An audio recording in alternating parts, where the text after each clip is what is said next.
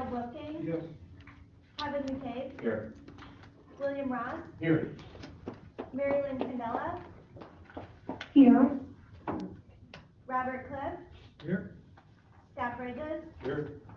Clifford Scott. Here. Jason Krumpa. Here. Introduction of guests. Mark Gabriel, Agency Counsel. Blake Dudley, agency staff. Terry Crusoe, agency staff. Andrew Clive with agency staff. Yeah, I didn't know if it was. That's why it's written in our form. There's going to be a streak. I know. All right, can you please stand for the pledge of allegiance? I pledge allegiance to the flag of the United States of America and to the republic for which it stands, one nation, under God, indivisible, with liberty and justice for all. Make sure the sound is on. 5.0, approval of the meeting minutes from January 12th. Kevin? Where are we at? 5.0. Okay, we're meetings found them to be in order, make a motion to approve. Okay, Mr. Krumpa, do you have a second? All in favor? Aye. Opposed? 6.0, Finance and Audit Committee, That's, oh yeah, yeah. Go ahead. agency payables of January 31st. Found those to be in order, make a motion to approve. Second. All in favor? Aye. Opposed? 6.2, budget variance report of January 31st. Found those to be in order, make a motion to approve. Second. All in favor? Aye. Opposed? Approved. Thank you. 7.1, Andrea, CDE, If I might interject first, just as a reminder to the board, this is the first time we've had solar projects come before our agency. And under our green policy, I just wanted to remind the board the terms of which these applications are received and what is an agency we are presently doing. We will not receive nor accept an application from any solar project without the express written consent from that host municipality, which of course we did receive from both of these. You've seen the letters in your various packages, both on CVE and Kilmer Solar. That's number one. Number two is any such benefits we're providing at this time are only going to be sales tax and mortgage recording tax. Keeping in mind sales tax on solar projects, the state 4% is already exempt automatically by the state, so we're only exempting the additional 4% plus the 3/4 of the 1%, not the full 1% of the mortgage recording tax. So we are limiting ourselves, and the reason, if you recall as a board, our agency thinks it's best that these pilots be handled by the host municipality so that they can determine what benefits they would like to provide to these solar projects going forward. And any such benefit that we're talking about, being sales tax or mortgage tax, will be subject to and conditioned upon that particular entity entering into a pilot with its host municipality. I just wanted to make sure, the reason we put this policy in as a reminder was so that companies couldn't bypass their local jurisdiction and come to us, and then all of a sudden, we're making a decision that's best left to the host community. So I just wanted to say that as a preamble, and I'll turn it back over to Andrea. Thank you. Can I ask a question on that? Of course. Do we have adequate knowledge that the members making the decisions in the host municipalities have like an understanding of, are we consulting or discussing to any degree with the host municipality as to what the long-term ramifications are of a pilot, et cetera? I mean, from a financial standpoint, or do we just leave it up to their own? We're leaving it up to their council and their board. I think if they ask us for help, for example, not in regards to either of these two projects, but I received a call, Sue got a call yesterday. I ended up speaking with a supervisor from another town later last night who had a number of questions on what our involvement would be, and asking for opinions and any help in regards to their formulating a pilot out of their town. So you know, we're involved, they know we're there for helping them, but, you know, we don't represent them, so we have to be careful, so I try to work through their counsel and give them some guidance of where to go. So at the end of the day, they're asking for, what, 252 or 167, 280? How much in incentives? Yeah, what we're doing is, the 252, I believe you said, is the one sales tax, correct? In fact, all those numbers, we've got them set up at 252 because that is 8%, when in reality it's 4%, but what ends up happening is, we keep it at the 8, just so that they don't have to file two separate forms, one for the 4% for the state and the whole litany of documents, and then one for the 4% for us. So we do it as 8%, so that way a company's obligations and document prep for ours is way less than what it would be from having to deal directly on the state on these solars.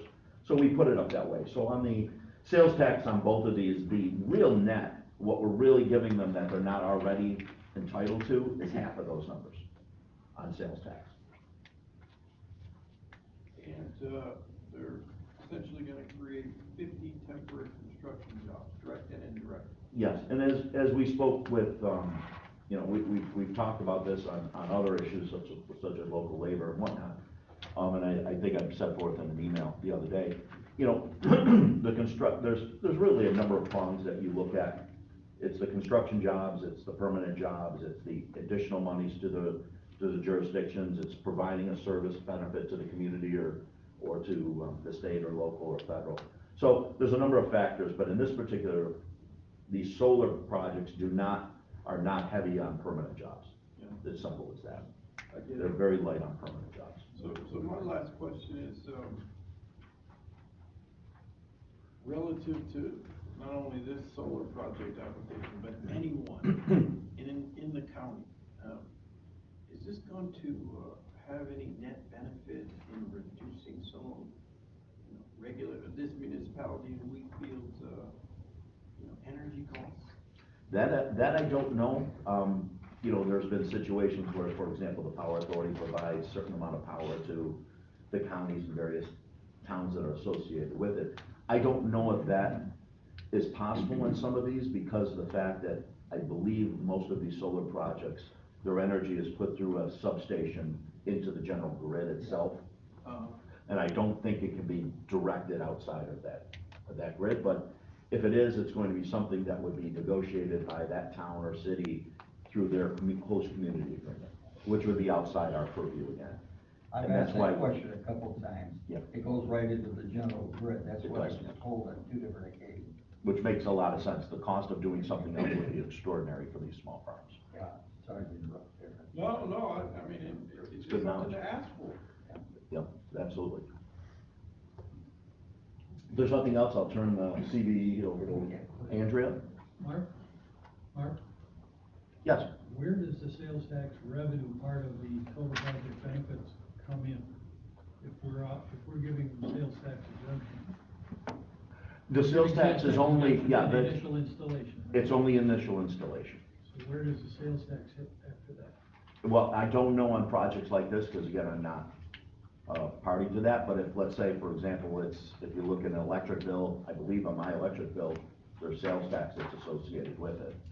So, I'm not sure if there's additional, unlike a lot of companies where, if a retail company or a wholesale company will have additional sales tax, on the products that they manufacture or distribute, I'm not sure of how much this would have an effect on it. I think that's generated by the software we use. Oh, that's So true. it's not Implant necessarily and stuff. directly from the sales taxes, this project, but employees there going out to lunch, it's spin-offs. So the project incentive is actually 108,720. The project benefits, where you see the 252, that was generated from the software. And when we put that in, that you can add in that software and the amount of permanent jobs and so forth. And we purposely left out those jobs, recognizing they're not permanent. So typically on these project summaries, you see a larger number because the assumption is that if you have, for example, 50 jobs that are working at a site for 30 years, benefits and you spin off benefits that they're gonna be spending money in the community for years to come. That's obviously not the case. So that's why you see, a relatively low project benefit, because while there is 50 jobs, it's only for a 6-month period. So that's what generates that number. The project incentives is actually, much lower, it's 167,000. It's not from the sale of the electricity to the grid. No, and there is a community benefit, to the solar project. As Mark pointed out, you know, we don't really get into that, that's left with, you know, the local municipality, but it's my understanding that there's an opportunity for the, local residents to receive some sort of reduced, power, but again, that's almost, my understanding is a direct outreach from the company, and that's all negotiated or for lack of a better word, discussed with the local municipality. Anything else? Any other questions? If you want, CD. Oh, sorry. So we did hold a public hearing for this project on February 3rd. The project is located at 3635 Rockport Road. No one spoke for or against the project. The only other member besides staff that was in attendance was John Shoemaker from Niagara County Real Property.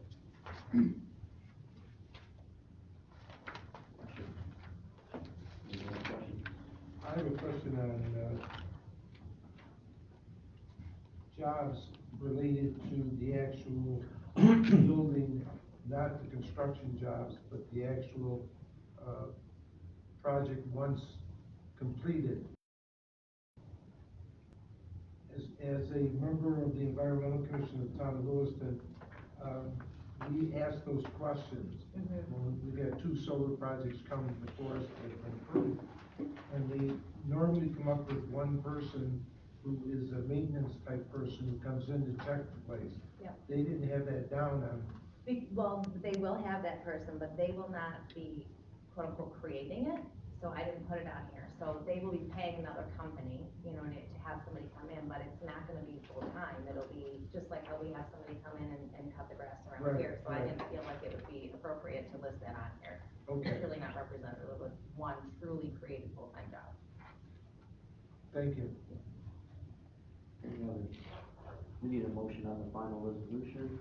So moved. Scott, we need a second. Mr. Kreppa, all in favor? Any opposed? Opposed. We need a roll call vote. Mr. Wolfgang? Yes. Mr. McCabe? Yes. Mr. Ross? Yes. Mr. Cliff? No. Mr. Bridges? Yes. Mr. Scott? Yes. Mr. Krempa? Yes. Mr. Onesi? Yes. 7.2, Gilmer Solar. Thanks, Mr. Chairman.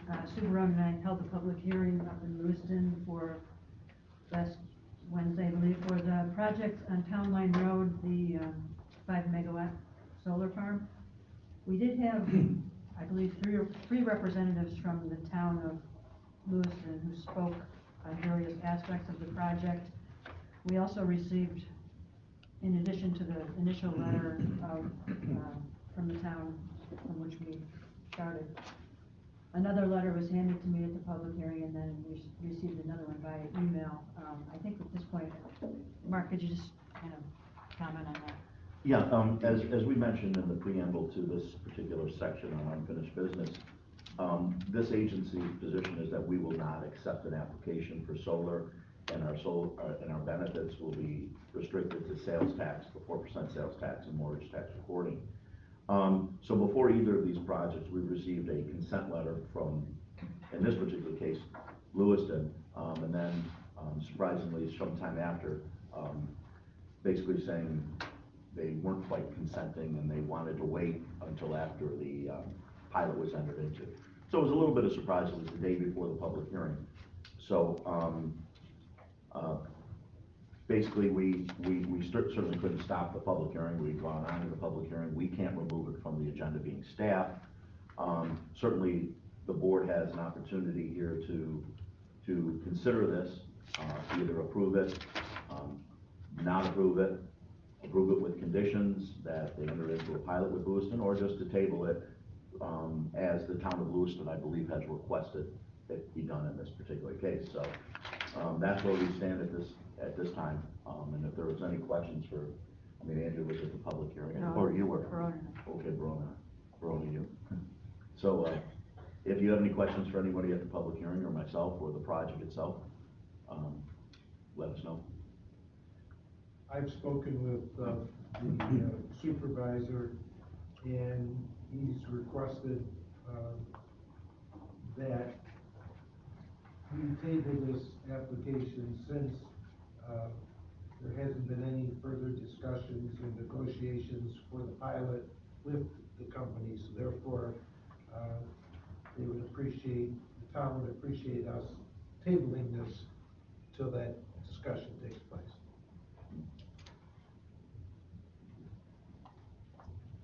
So before you go further, you know, if you would like to bring a motion to table, and if we can get a second, we can have a vote on the table before we go any further, Jerry.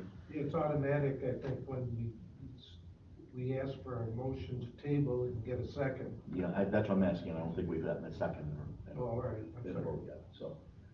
I'll second. Okay, Mr. Cliff? Okay. All in favor? Aye. Any opposed? Motion carries. Thank you, Jerry. 8.0, Moog Incorporated. Oh, thank you. If you recall, Moog is a project that we've entered into a number of years ago. It has been in the pipeline for quite some time. It is being constructed. There was a slight delay. Obviously, COVID has cost them some time, and it looks like beyond time, it's cost them some additional money. It looks like some of the prices and of items that they have to purchase were either miscalculated or have increased dramatically over the course of the period. It remains part of the same project that was entered into back a few years ago. However, due to the increased costs, they're going to be incurring additional sales tax, which was not accounted for at the time of the application. Because that amount is in excess of $100,000, we have to unfortunately treat this as a supplement, meaning that would have to go back out for public hearing and approval. So you'll be on your board meeting this month, if you move to accept the application, and we would hold a public hearing and then would approve in the March meeting coming up. But basically, it's the same project. Board, they're very excited about it, except for because of the additional costs associated with it, they're asking for this increase in the sales tax benefits from the original application. So this would be a separate motion to increase it then? Yes, we're gonna have to, because of the amount, we have to do it separately. So right now, all we have to do is accept the application and the preliminary resolution. We're actually handling it as a supplement to the original resolution. So all we need is, we're gonna follow the exact same process as if this was a brand new application. So moved. Perfect, thank you. Second. Mr. Bridges, all in favor? Aye. Any opposed? We need a roll call vote. Mr. Wolfgang? Yes. Mr. McKay? Yes. Mr. Ross? Yes. Mr. Cliff? Yes. Mr. Bridges? Yes. Mr. Scott? Yes. Mr. Krempa? Yes. Mr. Onesi? Yes. We need a motion for authorizing the public hearing. So moved. Second. Okay. Okay. Thank you. All in favor? Aye. Any opposed? Need a roll call vote for this as well. Mr. Wolfgang? Yes. Mr. McKay? Yes. Mr. Ross? Yes. Mr. Cliff? Yes. Mr. Bridges? Yes. Mr. Scott? Yes. Mr. Krempa? Yes. Mr. Onesi? Yes. Okay, 8.2, Niagara Creek LLC, the Eleanor Apartments. Yes. Residents. Thank you very much, Mr. Chairman. As this board may recall, the Eleanor Apartments LLC was a project that was approved by this board back a number of years ago. It was market rate housing in the distressed area of Niagara Falls, New York. Again, it appears the original company had some difficulties with COVID, has basically finished the project moving forward, but at this time, the Niagara Creek LLC, which is a local corporation, LLC, is now looking to buy the Eleanor Apartments LLC's assets and would like the opportunity, which has come, we've had projects like this come forward, to step into the shoes of the Eleanor Apartments for purposes of assuming all the obligations of the Eleanor Apartments, as well as have the remaining pilot benefits assigned to that corporation going forward. No other changes, no additions? No, the only other thing I believe they're asking in their application is if for some mortgage, 3/4 to 1% of the mortgage tax exemption benefit for the cost of financing this operation. Any questions? Are these market rate apartments, They or are are. they? Well, because they're in a distressed area and. It's a double hit. We could have done it without distress, but they were in a distressed area as well as market rate. Will they be coming back for construction? It's almost all complete. Yeah. So there's no sales tax, no additional work that's going to be done. Anything that they may renovate inside, they're gonna do without our help. We're just talking about the old apartments. Yeah, the Right. older, that's been, yes. Talked about a couple of years ago. Yeah, about 3-4 years ago. I mean, 8th Street, Old St. Mary's Hospital, right? That's correct. 8th Street and close to Pine Yeah. Avenue. It's been there for longer than me. How many units are, I want to say it was 26, if I read that correctly.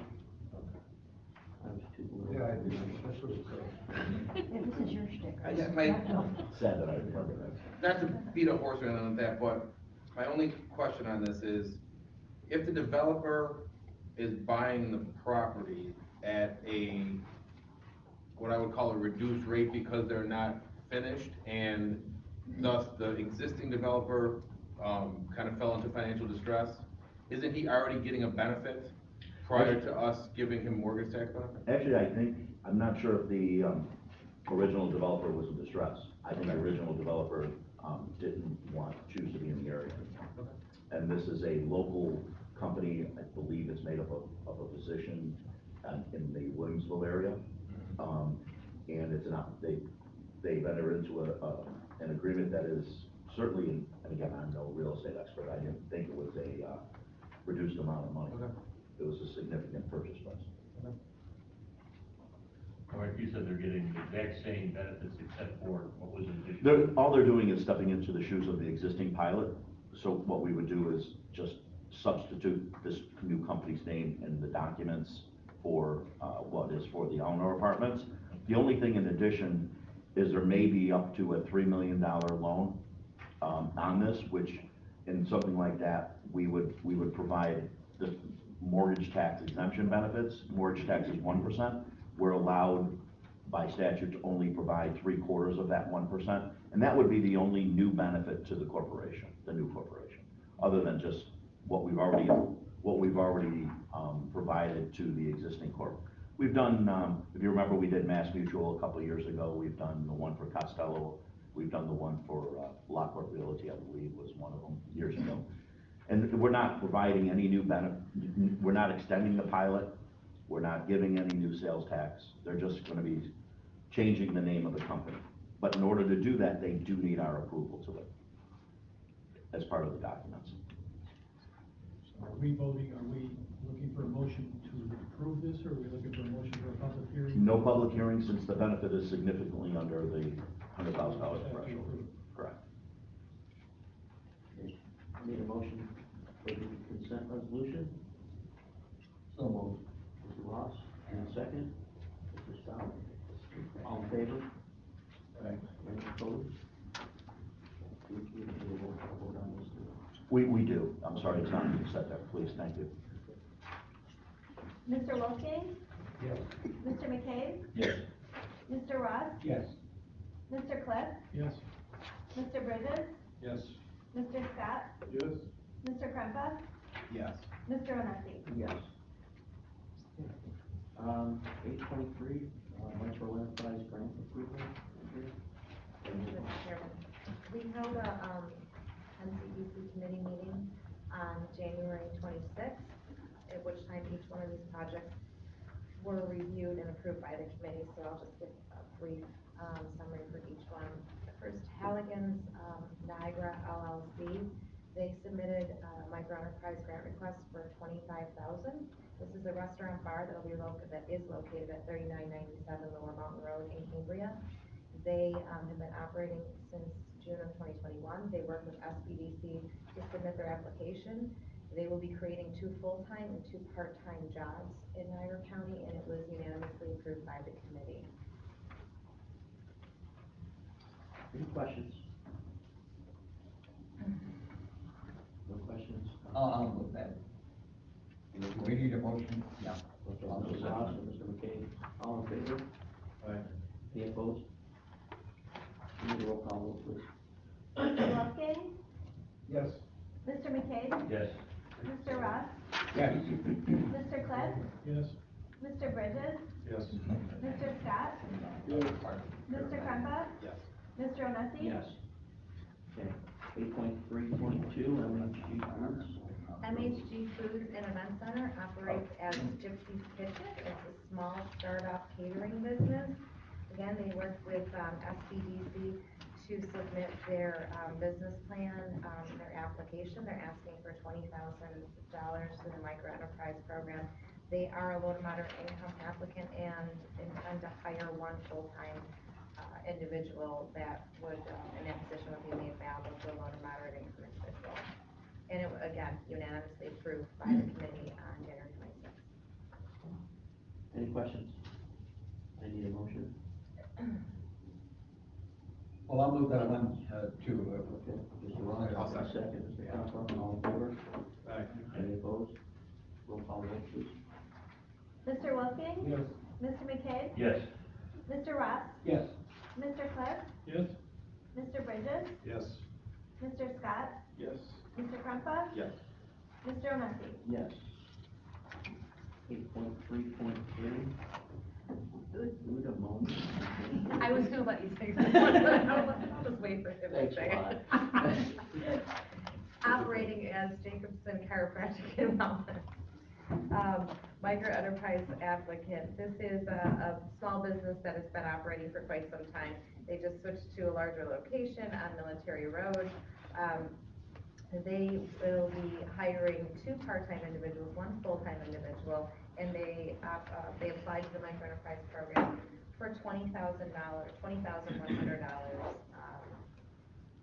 And again, unanimously approved at the committee. Questions?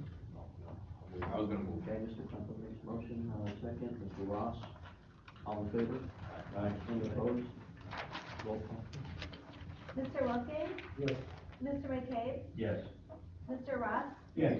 Mr. Cliff? Yes. Mr. Bridges? Yes. Mr. Scott? Yes. Mr. Krempa? Yes. Mr. Onesi? Yes. 8.3.4, would you like me to make the name? I got this one. Kobe's Cove. Small restaurant operates in Alcott. Again, they work with SBDC to submit an application for $25,000 for various inventory upgrades to the restaurant. They're going to, COVID did have a significant effect on them, and they had to go seasonal for a little while, but, so they're going to be creating 5 jobs. Some of them will be jobs returning, but there will also be some new jobs, and the applicant is also a low to moderate income individual. And again, it was unanimously approved by the committee. Any, no questions? Mr. Krempa makes a motion, we need a second, Mr. Scott, all in favor? Aye. Any opposed? Roll call, please. Mr. Wolfgang? Yes. Mr. McCabe? Yes. Mr. Ross? Yes. Mr. Cliff? Yes. Mr. Bridges? Yes. Mr. Scott? Yes. Mr. Krempa? Yes. Mr. Onesi? Yes. 8.4, request for cataract tourism fund grants. Mr. Chairman, on February 4th, we held, I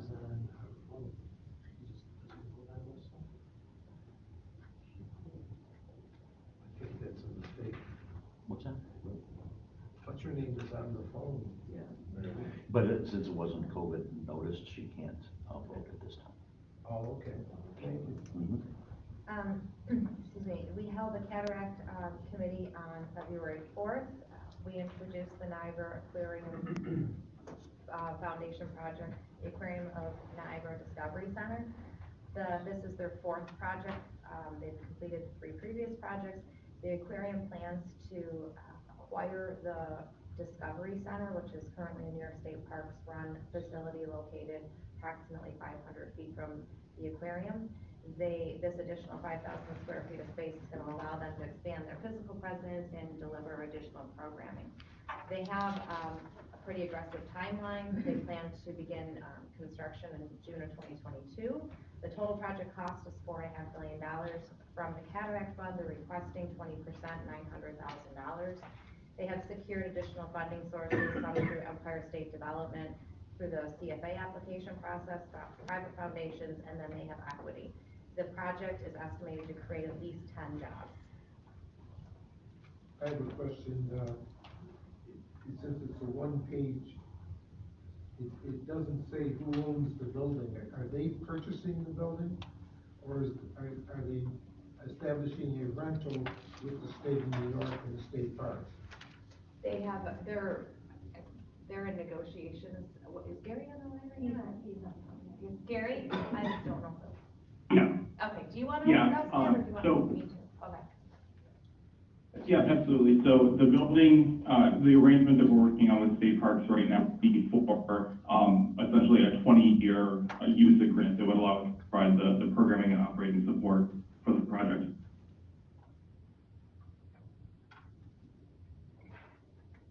That was the executive director of the Aquarium. Thank you.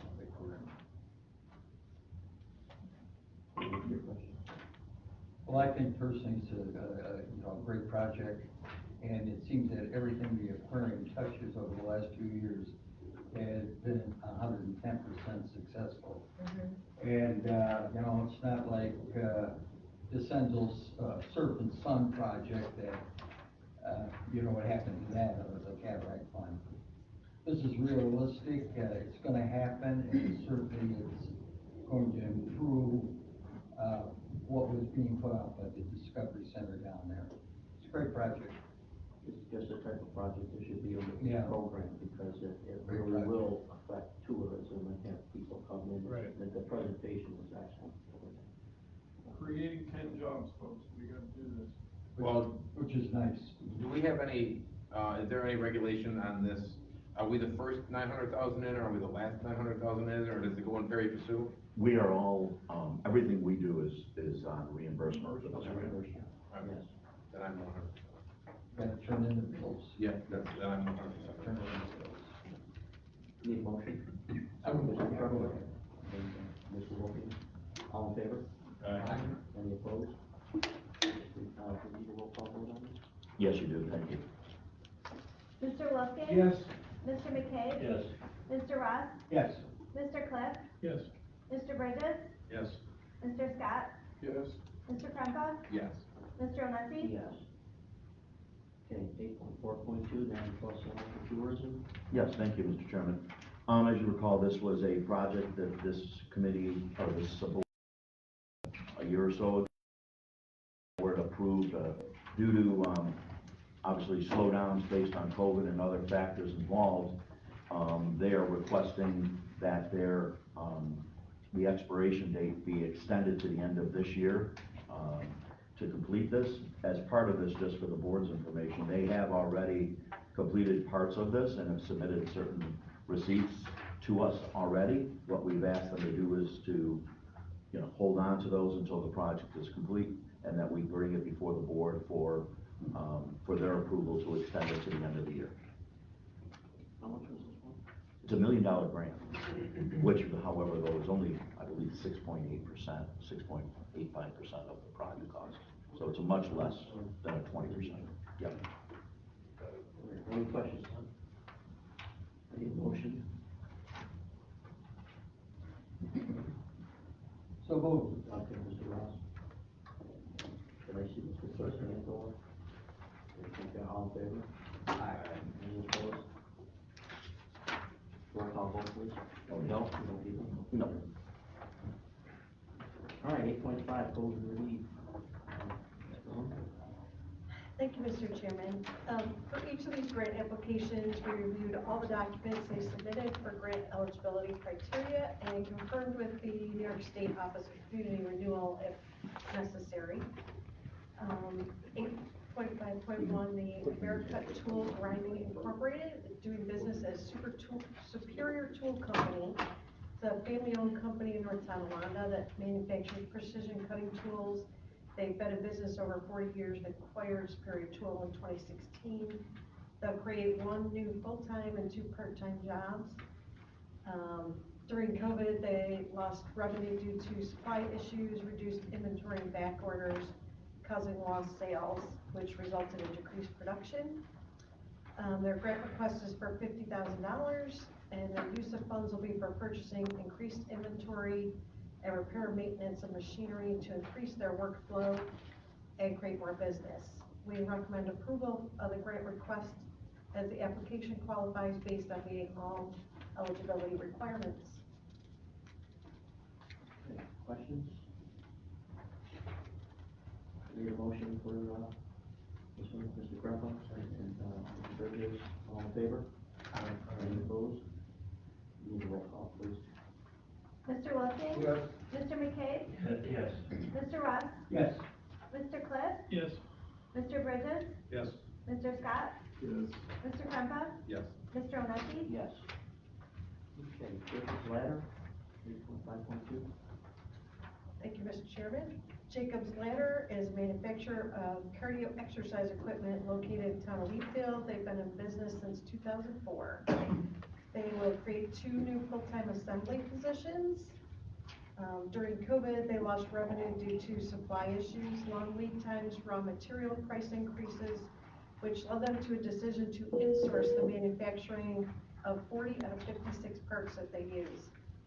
Their grant request is for $50,000. The funds will be used for purchasing inventory and equipment and hiring assembly employees to get the material production process up and running. And we recommend approval of this grant request as the applicant qualifies based on meeting all eligibility requirements. Mr. Wilkin makes a motion, do we need a second? Mr. I'll Ross? second. A lot of history with Jacob's Ladder, that's for sure. All in favor? Aye. Any opposed? Roll call, please. Mr. Wilking? Mr. McCabe? Yes. Mr. Russ? Yes. Mr. Cliff? Yes. Mr. Bridges? Yes. Mr. Scott? Yes. Mr. Krempa? Yes. Mr. Onesi? Yes. Okay, 8.5.3, Nate's Typewriter.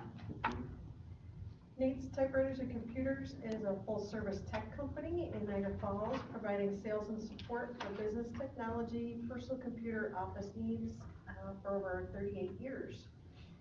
They will create 1 new full-time receptionist position.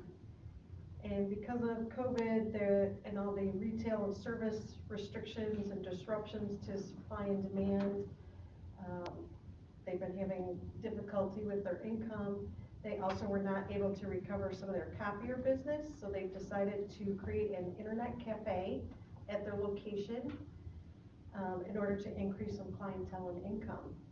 Their grant request is $50,000 to be used for purchasing equipment, furniture, and inventory, as well as signage to market the new internet cafe. We recommend approval of this grant as they qualify based on all the grant eligibility requirements. Questions? So, Mr. Wilkin makes a motion, and second, Mr. Grandpa. All in favor? Aye. Any opposed? All right, we need a roll call, please. Mr. Wilking? Yes. Mr. McCabe? Yes. Mr. Russ? Yes. Mr. Cliff? Yes. Mr. Bridges? Yes. Mr. Scott? Yes. Mr. Krempa? Yes. Mr. Onesi? Yes. 8.5.4, Salon Nouveau. Salon Nouveau Day Spa is a full-service salon in Wheatfield. They've been in business over 10 years. They're looking to hire 3 new full-time salon positions. The COVID closures and restrictions have caused a dramatic decrease in business and difficulty retaining and hiring employees.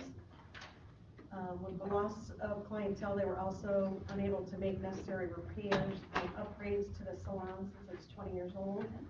Their grant request is for $45,000 to be used for purchasing fixtures, furniture, and inventory, as well as hiring staff and marketing costs to attract new business. We recommend approval of this grant request as they qualify based on all grant eligibility requirements. Mr. Cliff makes a motion, can you second? Mr. Bridges, all in favor? Aye. Any opposed? Roll call, please. Mr. Wilkins? Mr. McCabe? Yes. Mr. Ross? Yes. Mr. Cliff? Yes. Mr. Bridges? Yes. Mr. Scott? Yes. Mr. Krempa? Yes. Mr. Onesi? Yes. 8.5.5, Great Lakes Iron. Thank you, Mr. Chairman. Great Lakes Iron specializes in the erection of miscellaneous metals, stairs, fencing for commercial and institutional projects. They're located in Ransomville and have been in business over 4 years. They're looking to hire one new full-time iron worker. As a result of COVID, many of their projects were put on hold, which highly affected the business and forced them to diversify, offer more services, including expansion into structural steel erection and bridge construction and repair.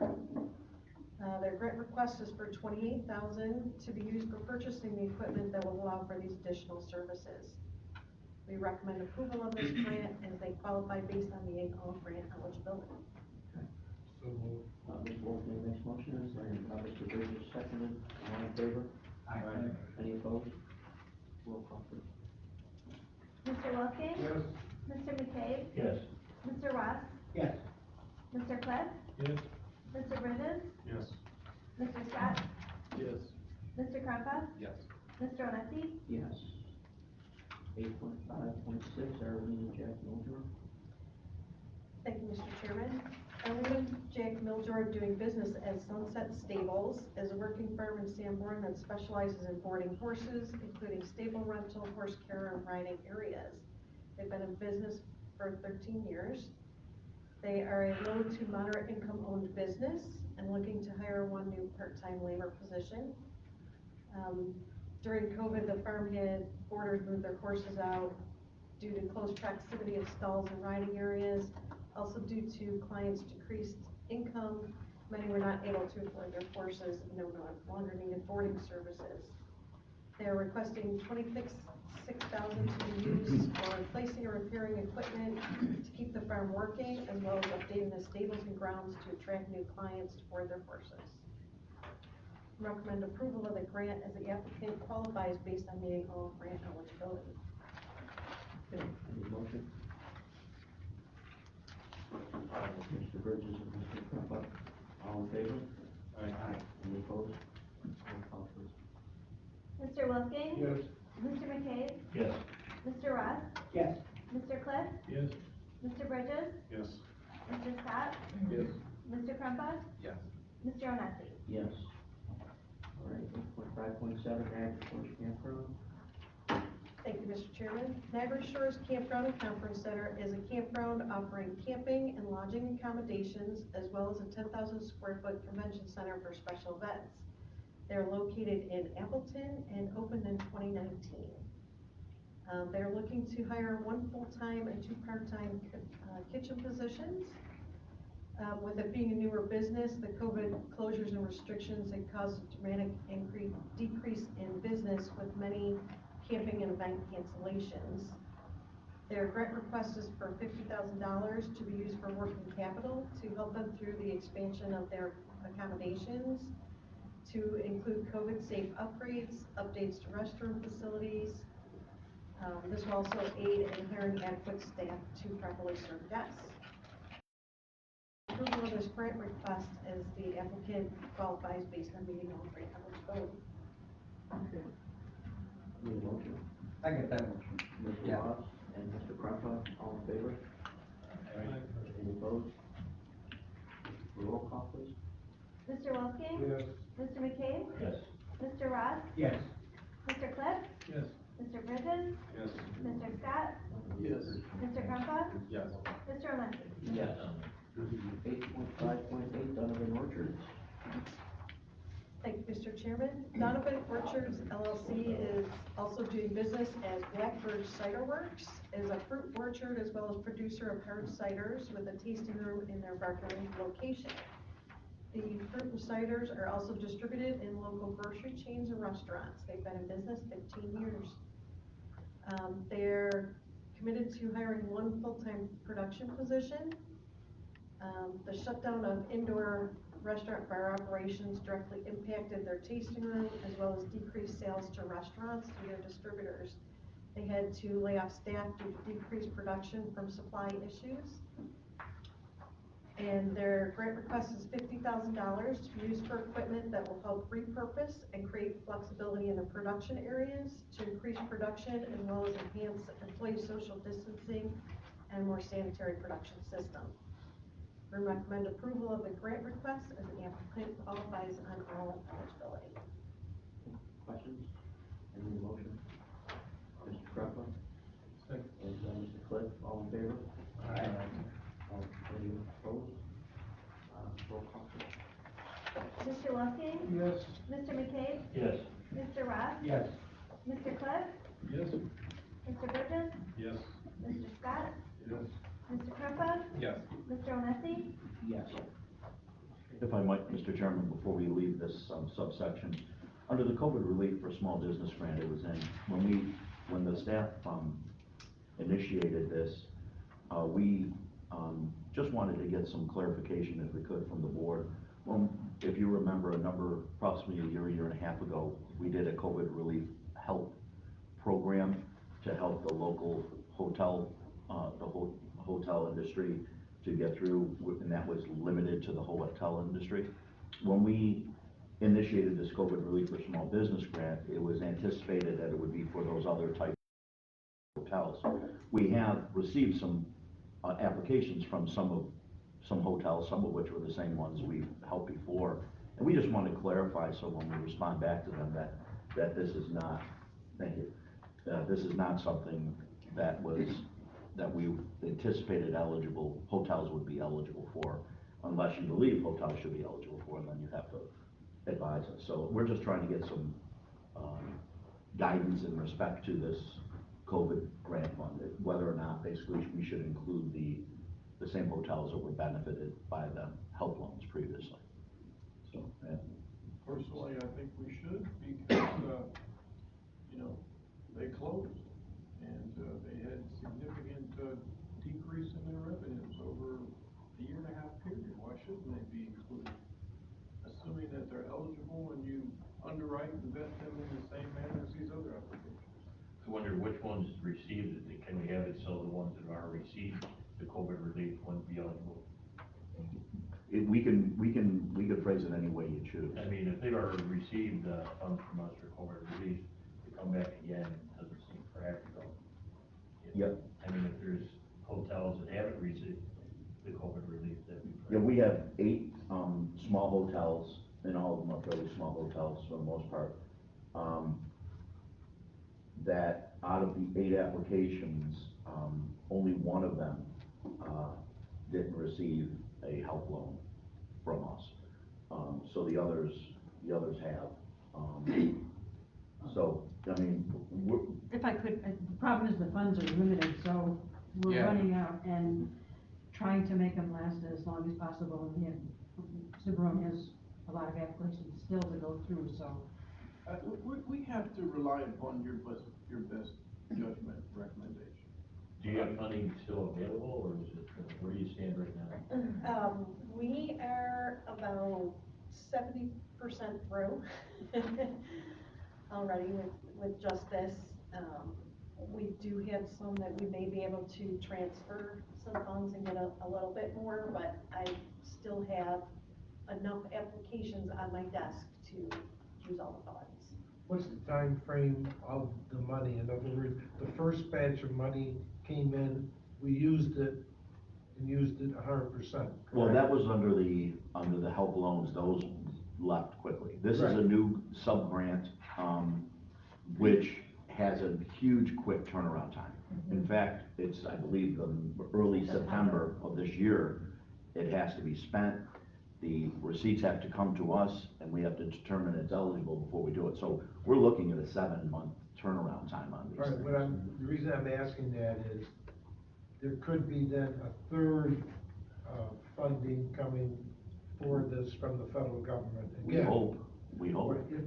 So, based on what you said, that there are hotels, I would think we should complete with the applications on hand through September, but be prepared to go out and assist any hotels that will be needed with the third type of funding.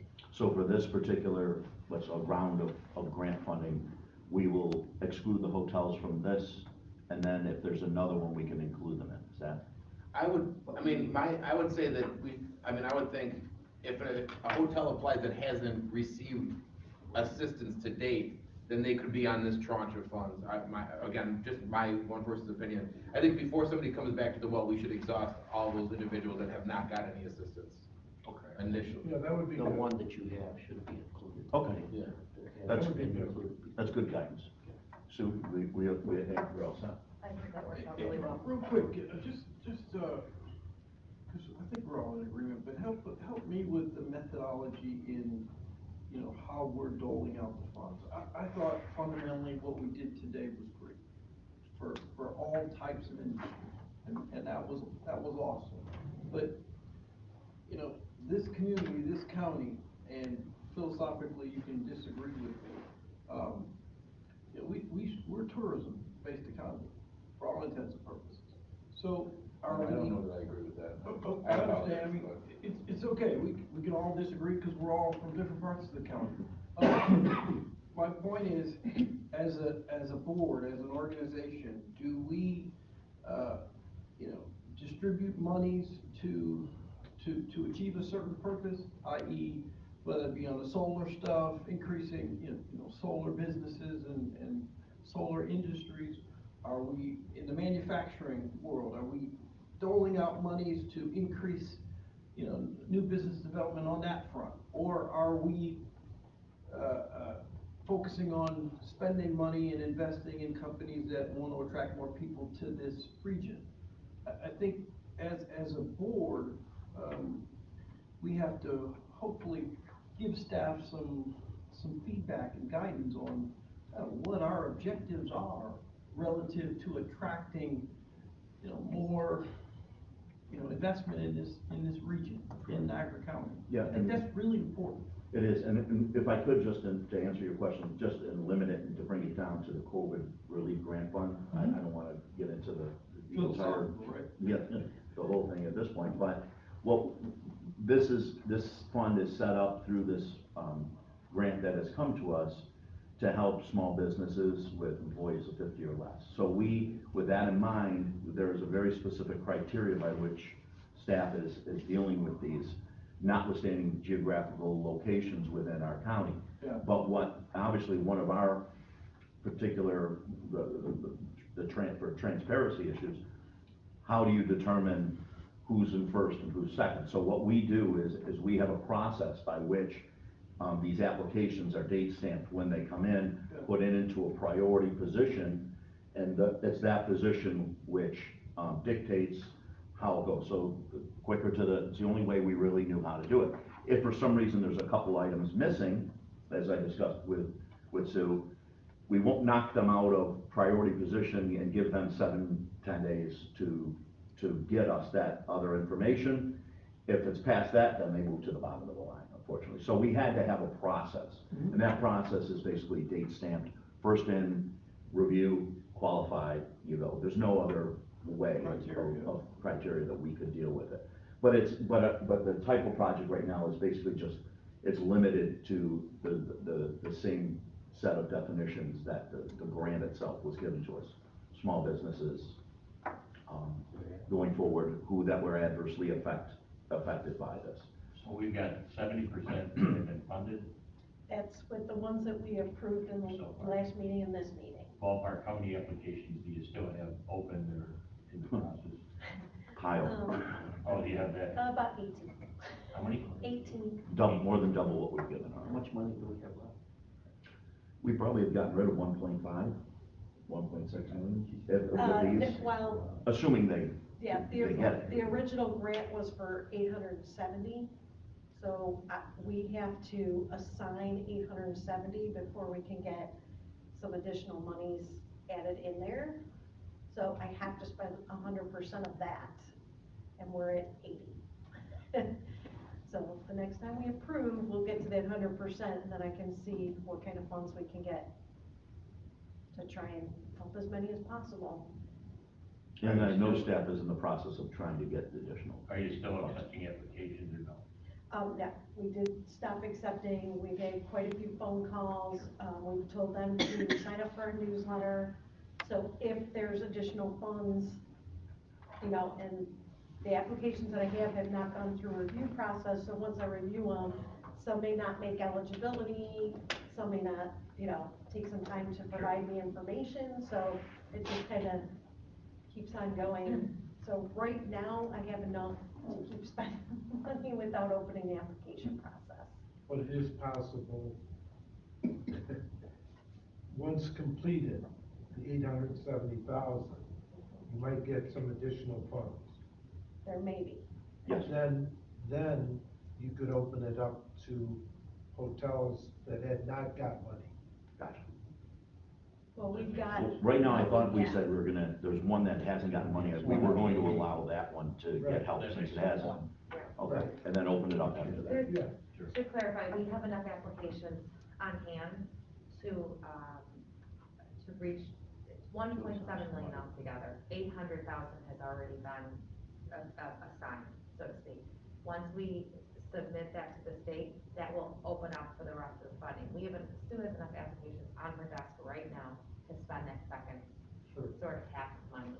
After we get through those, like the entire 1.7, the state has said, because we have been going through these so rapidly and showing a need, and Sue's done an amazing job, that potentially, depending on how much money they have at that point, we could ask for more. So it would really be almost like the third tranche of money that I think that we could open it up for the hotels at that time.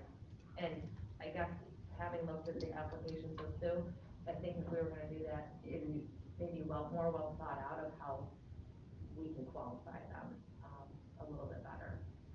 Because the guidelines for this grant, while these hotels qualify, I mean, not to get too far, it was just like, for example, we have to verify whether or not you're a low to moderate income individual and if you have 25 or less employees, and some hotels meet that.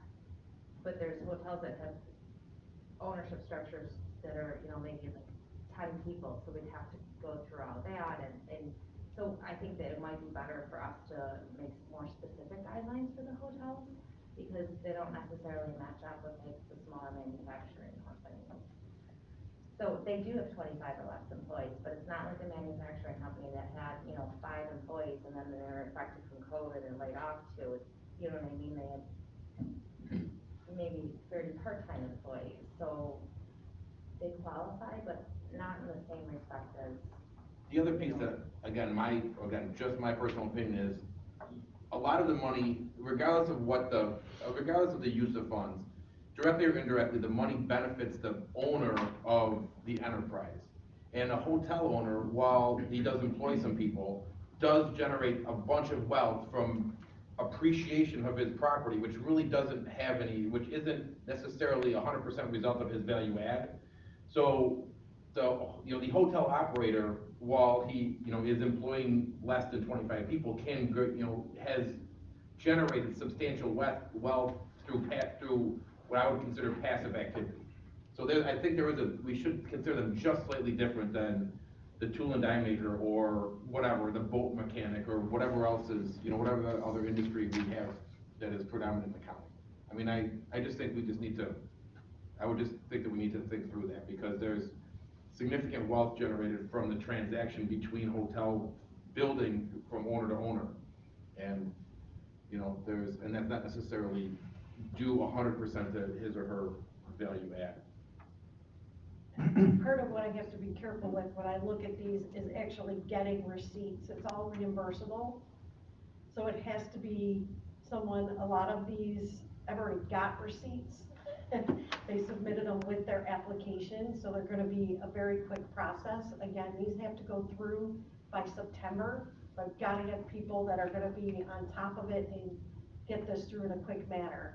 Most of them go 2 to 3 years. This one was a 1-year process with 8 months being applicant submission, so I'm really Right, careful if about they- that. If they don't get that by September, then whatever portion they've given you at that time, that's all they receive. Correct. Yep. Thank you. Agency council? What's that? I think the next is agency council. If you don't mind, I have two items. One I'd like to bring out right away. And I talked to a number of you already, I believe. We did it again, like last year, we forgot. When Sue provided staff with, her recommendations for a 3% raise for 2022, we as council and you as a board forgot that Sue can't give herself a 3% raise. So that if there's any thought by the board, either if they want to discuss in an executive session or here to provide Sue, because her contract doesn't call for an automatic raise in any way, shape, or form, so that if there's anything the board would like to discuss or provide in regards to that, I just wanted to bring it out. I know I talked to a few of you and we keep forgetting to bring it up in January. Now I almost forgot to bring it up here in February too. So, any thoughts? Are you saying up to this point, a grant it has not been increased? Well, not through 2022. Every year, Sue has the authority and provides agency employee increases going into the final year. Sue does not provide her own increase, even though she'd probably like to do that. But that has to be done by the board, and we forgot to do that in the December meeting, and then we didn't do it in January. So I just wanted to bring it up to you if there's a situation you'd like to discuss, or you'd like to an executive session, or we can handle it at a different time. I know the staff was given, I believe, a 3% increase for 2022. I would think we'd go into executive session. Okay. So if we could, we'll go into executive session for purposes of discussing personnel matter. In addition, I do have another executive session matter I'd like to discuss. You want a motion to do that? I think officially, when you go into executive session. We will. I just want to do the second executive session one too. There's 2 reasons for executive session. And the second would be discuss contractual negotiations relating to a prior, present, or future project. So if I could have a motion to go into executive session. An executive session for those 2 items. Thank you, sir. And second by Mr. Ross. All in favor? Aye. Perfect. Thank you.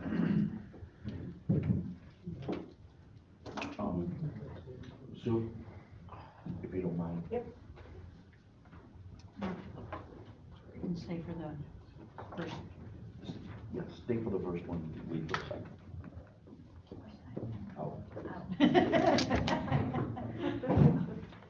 Look, Doris, you